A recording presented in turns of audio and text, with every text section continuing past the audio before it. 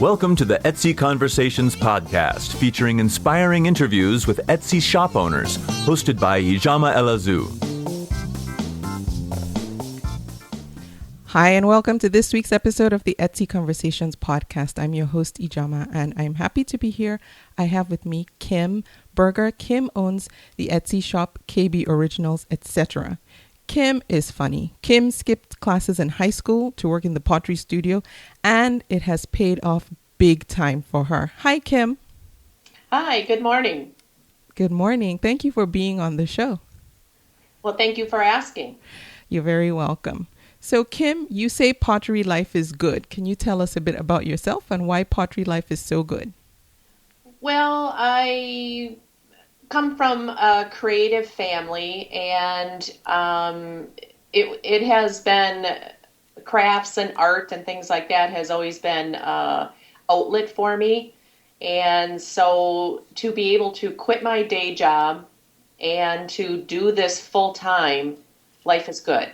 It's great to be able to get up in the morning and do what I really love to do and then get paid for it. Yeah, that's why I'm really excited to talk to you, Kim, because I think so many people aspire to that, to wake up to do what they love doing. And so I'm just very excited to talk with you. Can you tell us when you first discovered Etsy?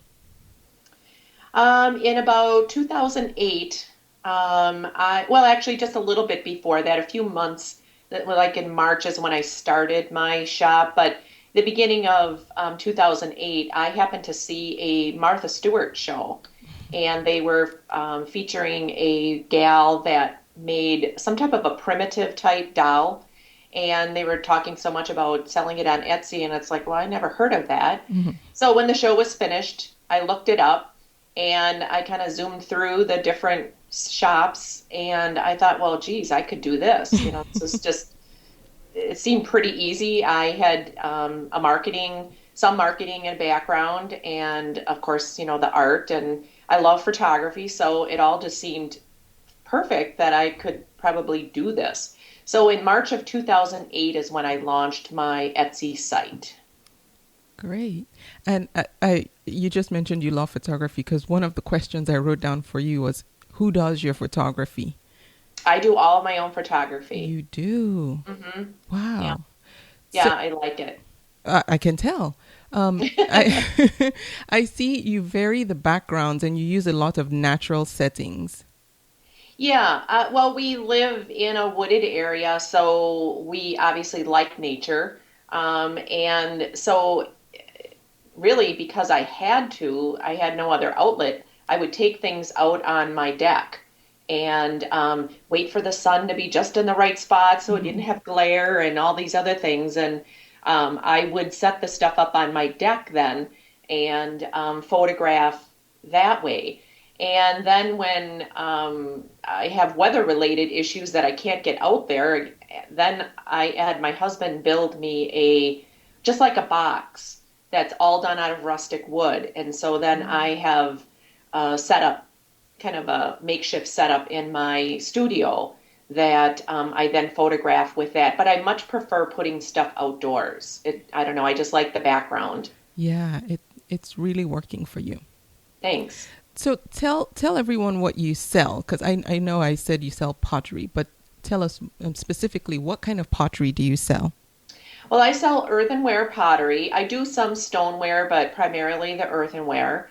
And I prefer functional pottery. I think, sculpture pottery is just beautiful, but it's just, I don't know, if something's going to take up space in my house, I got to use it. So, I kind of like the functional things. To me, there's nothing better than, having people over for dinner, serving appetizer or whatever on pottery. It's earthy. It's just really kind of fun. So I stick with the functional pottery. And then because I have a background of veterinary work, I steered myself kind of into a lot of the pet-related items, such as the pottery pet dishes and treat jars and things like that. Wow. So can you explain to us what the difference is between earthenware and stoneware? It's the temperature that the clay is fired at. The earthenware is lower temperature, so it'll run right around 1900 degrees when you're firing earthenware, where stoneware is up in the 2000s. Oh. So it's the temperature basically that the clay is fired at. Is one more durable than the other? It depends how you look at it. Stoneware is harder. So yes, in the long run, it probably could do well with being banged around more than the earthenware. Mm-hmm. But in general, it all is about the same as far as, use. The earthenware probably, because it is fired higher, it will sustain, more bumps and bruises, I guess, than the earthenware would. I see. Wow. Thank you. So you used to work in the veterinary field and now you do Etsy full time. Can you tell us about your transition from having a day job to having your dream job? Well, I was in the veterinary field for just over 20 years, and I dabbled with my pottery and my art in amongst all that. And then one year, my husband and son purchased me a potter's wheel, and I just kind of took it from there and just kind of filled my house up with all this stuff. But I really didn't have any extra time. I mean, I would come home from work and I would be heading to, the studio, and then my husband would be sitting there like, "Where's dinner?" So, it was just, I had to start making choices. And I talked with my employer. They were just very gracious about allowing me to sort of transition out over the course of probably a year. I cut my hours back, and then pretty soon I gave them my notice, and it was just becoming very difficult to do both. Yeah. And so when I finally, sat down with them, I put in a 6-week notice, and that I was able to transition people to take over my position and my duties. And then I just came home and started working, and I didn't take any time off or anything in between the two jobs. Mm-hmm. And because I was in my job, I was a receptionist and client service director, so scheduling and things like that was part of my job. Yeah. And so in order to kick my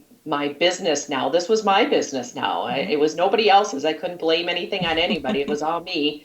And so that scheduling background really helped me stay very regimented and get into a good rhythm. Oh, good. See, I'm glad that you explained how you did it. So it was more of a gradual transition, and you gave them a 6-week runway. I think we all dream of one day walking into the office and saying, just yelling, "I quit." But no. That was not how it happened for you, obviously. No, because I really loved my job. Yeah. And so, I was torn. And I have to admit, too, one of the things that I was very torn about was that I knew I would be working by myself. And I didn't know if I would have anybody to talk to. And, being in the type of job I was used to talking to people all the time. Oh, yeah. So that was something I really had to think about, too. My husband even brought that up to me. You're not going to have anybody to talk to. So, that was part of the decision also. Right. And I don't think most people think about that when you're working on your own, especially when you're an artist or a crafter, where you make your crafts all by yourself. You really don't have anyone around. Was it hard for you becoming a solitary employee of yourself? Well, yes and no.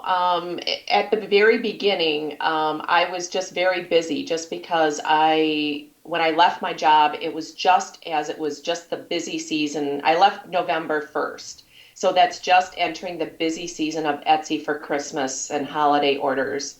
So that, that wasn't an issue because I was just so deep into this. I was busy. I had so much stuff that I needed to do. So that wasn't so much. But when sort of the holiday was over and after that, at first I have to say that it was a little lonely, but I just did make it a point to try to contact people, and make a phone call to someone. Or, now with social media, of course, I would sit in the morning and just kind of chat with someone back and forth. And that just seemed to make up the difference. Okay. Okay, good. I was going to ask, how do you cope? But yeah, you just explained that. So you've mentioned that you have a family. How do you manage your time between running a full-time business from home and then also dealing with family responsibilities? Well, again, like I said, I'm a schedule person. For me, change is good. I like change, but I like my schedule also. And so, I just, in the morning, I just get to my computer, I answer my emails and things, and then I catch my breakfast. And then at that point, I kind of think about, well, what am I going to be cooking for later for the day? And then I kind of get that stuff prepped a little bit. And then I head to the studio. And I just cut my time off. It's just like, okay, at 4 o'clock, I'm done. And I'm not saying I'm not down there sometimes till 4:15 or even 4:30. But my husband gets home at 5 o'clock, and I just make it a point that I just have to cut that off, because otherwise it's just it's sort of defeating the whole purpose of working out of your home, because you're still, if you're so deep into something, you just can't do other things. Yeah. And then another thing I try to do is I try not to work on the weekend.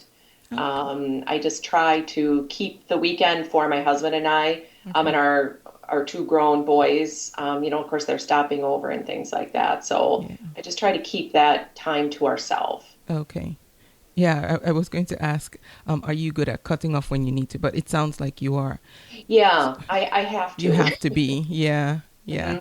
I hear, sometimes when people work from home, well, not here. I read something somewhere. I don't remember. They end up working more and longer hours than people sitting in an office environment. Yes, I believe that. Yeah, I do too. So is your Etsy shop profitable? Yes. I have been profitable right from the very beginning. It's just that now I have more expenses because, of course, I'm making more product, but I'm also selling more. So, yeah, it's been profitable. It's been good. Okay.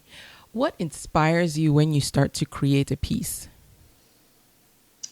Oh, I can be inspired by almost anything, really. That's part of my problem. Mine just kind of doesn't shut off. I can see fabric, or I can see nature, or an example I'll use is one time I had some pottery drying out on my deck, and I don't know, I was doing something, and I came back out there and I thought, oh my gosh, a leaf blew up against that and it's making a mark on there. And then it's like, oh my gosh, it's blowing a leaf on there, it's making a mark, just like something that simple. And then I tried pressing, doing some texture type things and pressing. So even something simple can inspire me to go off on a tangent about something.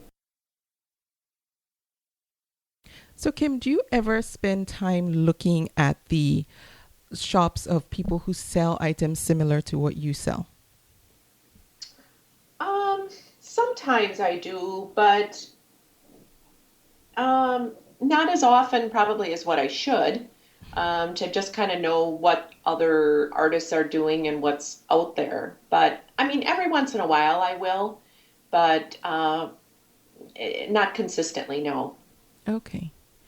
So now you've been on Etsy since 2008, so that's about 6 years now. Mm-hmm. Have you had any bad experiences in that time?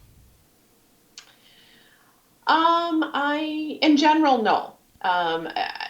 Again, people are it's been really fun because you get to just, especially doing personalized items, you're kind of back and forth with people, multiple emails and things like that back and forth. But I'd say that for the most part, people are really very nice and just, really good people.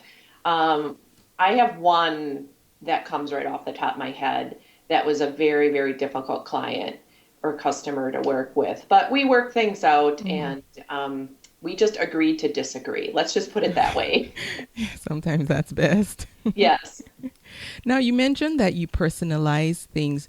What items do you find that you personalize the most? Is it primarily the pet bowls? Yes. Oh, Yeah, that pet bowls have been good to me. oh really? They really, it's just a niche that I think people really enjoy. I think anybody loves to see their pet's name on something. You know, if they're a pet lover, obviously they wouldn't be buying it if they weren't a pet lover. But if they really love their pet, to have something with their pet's name on it, or a phrase, or like if it's an urn, let's say, to have a memorial type of a message for their pet. It's special to them. But the pet dishes that's my top thing. Yeah. Now, so I want to talk about how the impact Etsy has had on your life. I know you've been featured in a magazine, but tell us more about what selling on Etsy has done for you. Well, it obviously I'm making money, Well, yeah. I'm supporting myself. I'm supporting my habit, Yeah. my pottery habit. Um, but it's also given me confidence to, I guess, to contact other venues about, say, for example, the pottery pet dishes. I have created signature dish for a website and they sell it exclusively. I make it just for them. And also, just to go out there and just kind of touch base with other businesses, even local businesses. I have Etsy to fall back on. I mean, I have a good track record as far as feedback. And so I just tell people, I present myself, tell them a little bit about it, and I refer them to Etsy, and they can look back, and it sort of speaks for itself. Wow. So the signature pottery pet dishes, so those can't be bought from your Etsy shop because the online retailer has exclusive rights to that. Exactly. Yes. And Excellent. they discovered me through Etsy, but I don't contact or I don't do anything with them back and forth through Etsy. It's totally separate, but they did originally find me on Etsy. Nice. When they first contacted you, were you surprised? Uh, yeah, yeah. It's a good surprise. Yeah. Know? And I've been contacted by a number of other companies also, but to be asked to create a signature dish was special. Yeah. Yeah, that is special. How do you promote your Etsy shop? Well, I have my Etsy address on every email that I send out. Not personal emails, but for any kind of business transaction or business communication back and forth. I have a good friend in the printing business, and I collaborated with her, and we've come up with, instead of a small little business card, I have a large postcard that I had made, and that has all my Etsy information on there. And again, so whenever someone, oh, you do pottery? Here's my postcard. And I give them that postcard. And of course, it has all my Etsy information on there. So any kind of, I do have a website. It's not a functioning website, meaning that you can't purchase from the website. But it's just there really just to kind of steer people. And there too, I have Etsy on there. Okay. So anything that I do, I kind of steer back to Etsy because that I feel is the base of my Okay. business. Do you ever do shows? Not so much. I have done them. I used to do shows years ago with other craft items that I do because I like to do a lot of other things. But the pottery is heavy. It can get broke when you're shipping, Oh, yeah. boxes back and forth in your vehicle and loading and unloading. And to be perfectly honest, I'm just getting too old for that. it's just too heavy to lug around. Right. And I enjoy the people. Don't get me wrong. I love that environment. I love that, but it's just a lot easier to just take something out of the kiln, put it in my storage area and ship it. I don't have to do anything else with it. Yeah. Now, do you ever use social media for promoting your shop? Oh, yes. Yeah, I use Twitter and also Facebook and Pinterest also. Okay, the big three. I'll have links to all of Kim's social media accounts in the show notes for this episode. So if anyone wants to follow Kim, you can go to the website and you'll see the links to all her social media accounts. Do you enjoy using social media for shop promotion? Yes and no. It's very time consuming. I just feel that, I guess because in many cases, you don't get instant feedback from it. It's just one of those sort of things that sort of happen out there that you can't put your finger on it.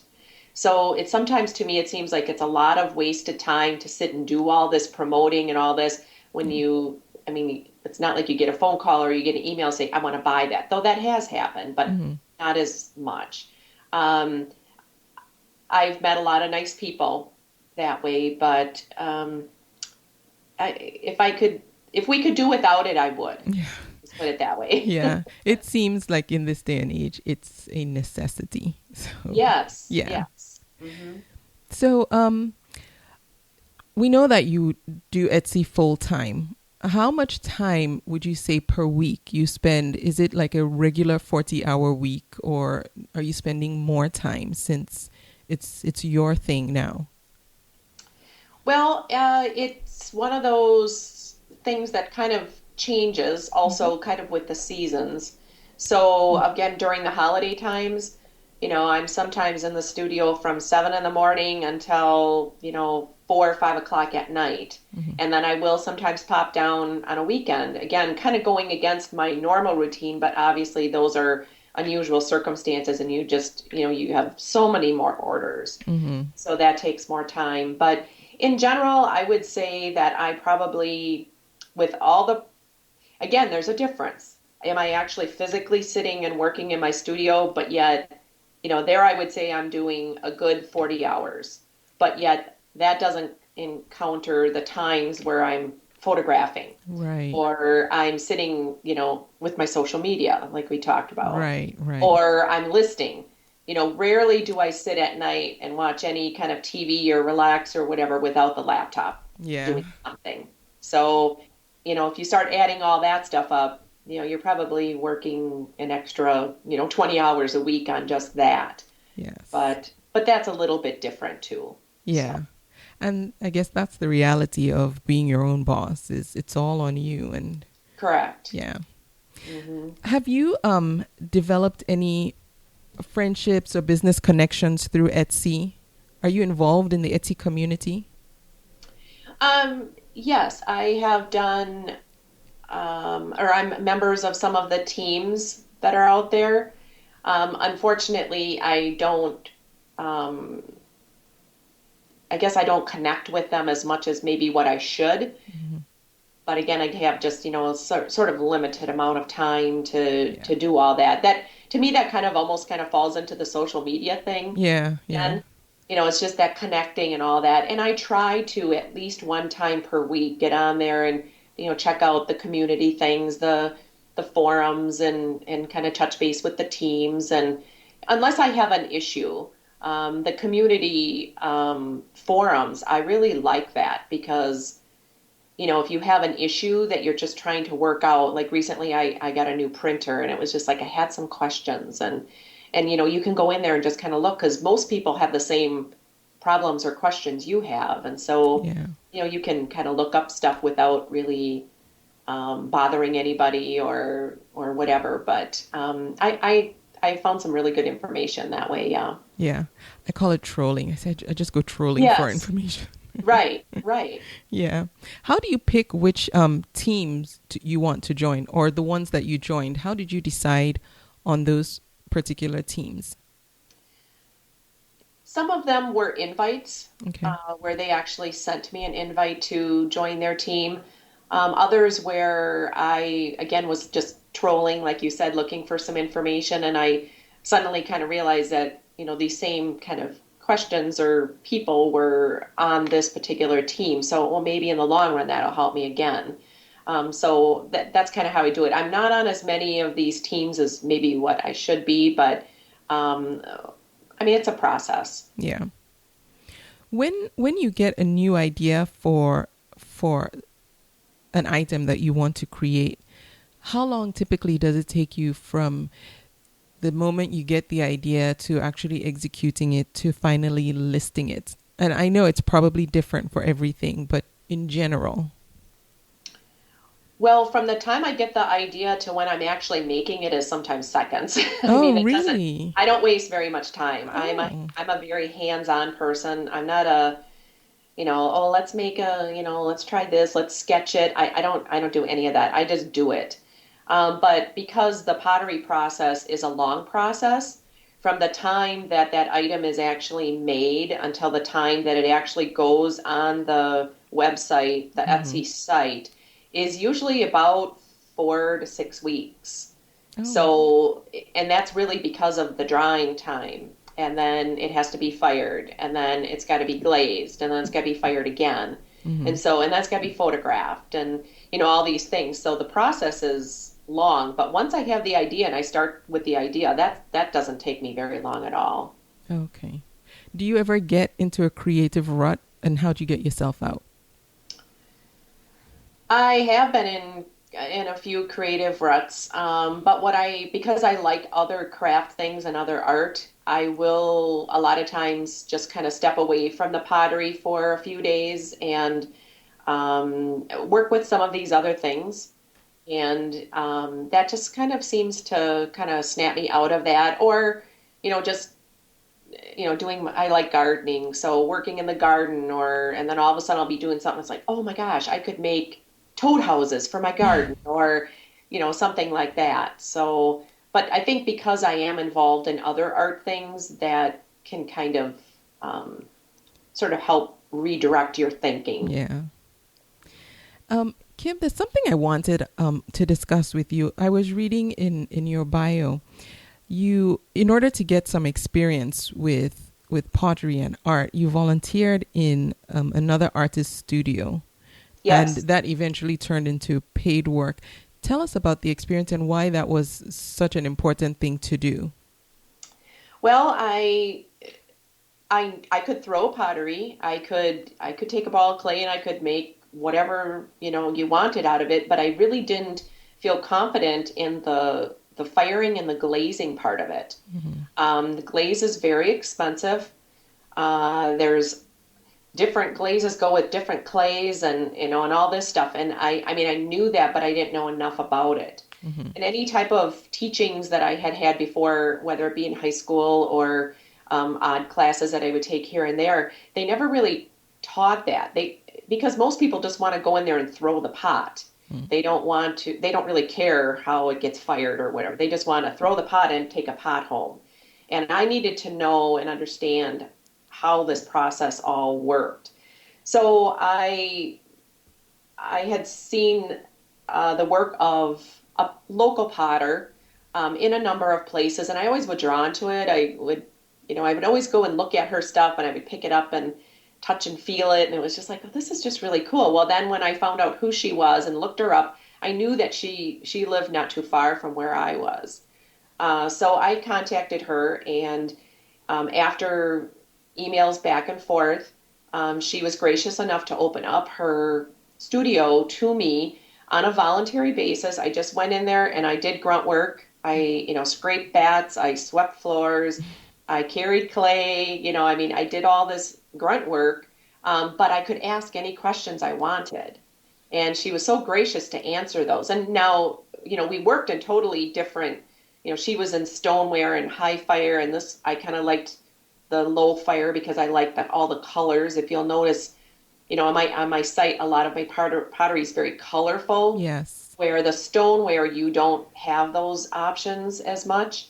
And so we worked in different things with different things, but yet she could answer all these kind of great questions for me. Mm-hmm. So I just asked questions, and I would bring things in every week, and I would show them to her, and she would help me kind of critique them, and it was really good. And I got to load kilns for her and stuff like that. So I really had a lot of hands-on information that really, in the long run, has really kind of helped me succeed. And then when she became busier and busier, she hired me then in her studio. And I did a lot of her slab work. She does a lot of slab type things. Okay. And so I did a lot of that for her. And again, I was still able to ask lots of questions. Not that we didn't talk about other things, but I really am very happy and very honored that she allowed me to come into her studio and let me ask all these things and learn all this information. Yeah, thanks for sharing that, because I know that was a big deal because, like you mentioned, not all artists are comfortable with people being in their studio and being in their space. And Correct. So it was a very generous gesture. Yes, it was. On her part. Yes. Excellent. So what would you say is one lesson about selling on Etsy that you learned the hard way? One lesson the hard way. Probably shipping. Because I could ship something I live in Wisconsin, and I can ship something from Wisconsin to Pennsylvania, and it's going to cost me $7. But if I ship that same thing to Texas or California, it's going to cost me $21. And so the way Etsy is set up, that's something that I hope that they can tweak in the future, is to have more like regional kind of shipping, and that you would have shipping for each region, either the West or the East or the Midwest or what have you. And so there have been a number of times where, I thought I had enough shipping, and I end up shipping something to California, and I end up losing, $10 or $15 just on shipping. Yeah. So, and each item, it's not like the same item all the time. Right. You have a mug, and one mug could weigh 1 pound, but then the next mug could weigh 1.5 pounds, which then jumps you up into the 2 pound shipping area. So. Okay. Now, what advice would you have for, let's see, a new seller on Etsy, or someone who's considering selling on Etsy but is just sitting on the fence about it? What would you say to this person? I would say they should start trolling. They should troll around, and I think don't be afraid to contact shops. Let's say you come across a shop of something that you really like, or they're kind of selling, something similar to what, you may be doing. I wouldn't hesitate just sending them a message and just telling them how much you like their shop, and asking questions. I think that people are more willing to share their information than what we give them credit for. I know myself, if someone asks me, I'm open to, obviously I wouldn't give them, very detailed information about, specifics. Right. But in general, I've had people contact me and ask me questions, and I think it's a good thing. You can learn a lot from just asking questions. So I wouldn't hesitate, just having people just contact other shops that they like. Let's say they like their photography, or let's say they like their, like their heading, where it tells a little bit about them or whatever. I think you just need to ask questions. Okay. Excellent. Kim, I'm going to quote you. Uh-oh. Because I like this. You said, "Low fire, high fire, raku, oh my." Do you do raku? Is that the same as earthenware?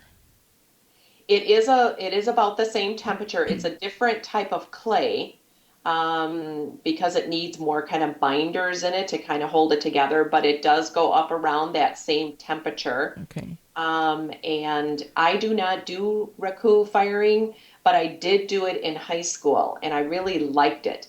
The only thing that's bad about it is that, again, getting back to my original comment, it's not functional. Oh. You can't use it. It can't come in contact with food or whatever. You could use it as a vase or something like that, but whatever you do with raku firing, although it's gorgeous and looks beautiful on a shelf, you can't really use it. I see. Is earthenware microwavable? Yes. Oh, excellent. Yeah, you can put it in the microwave. Is stoneware microwavable? Yes. Oh, okay, but not raku. No. Ah, I see. Great. Kim, thank you so much. This has been very educational for me, and I've enjoyed talking to you. Well, thank you for asking. It's fun to share my experiences with Etsy. It's been a very good thing for me. Definitely has. Great. And what's the best way people can find you if they want to get more information about you or look at what you have to sell or buy? Well, my Etsy shop is KB Originals, etc. I am available too. You can just Google Kim Berger pottery, and the different things will come up. And there's a lot of listings on there, so you can just click on it that way, or just send me an email at kimbergerpottery@gmail.com. Excellent. Thank you so much, Kim. And I'm going to have links to Kim's Etsy shop and also her social media accounts too. Thanks for joining us on this episode. Thank you again, Kim. It's been good. Thank you.